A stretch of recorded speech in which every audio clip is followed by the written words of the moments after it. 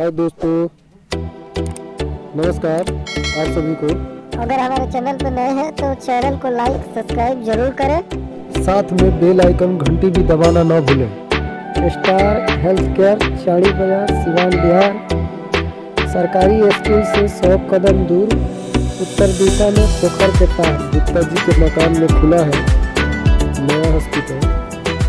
आप लोग वहाँ जाकर इलाज करवा सकते हैं। 24 घंटा सेवा उपलब्ध रहता है। 8/1/2023 को सिविल कैंप लगा था, जो बहुत दूर दूर से मरीज वहाँ पे आए हुए थे।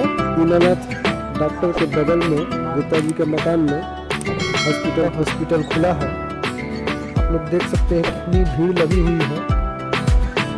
बहुत दूर दूर से आए हुए हैं दिखाने के लिए। यहाँ पे लेडीज डॉक्टर का भी सेवा उपलब्ध है।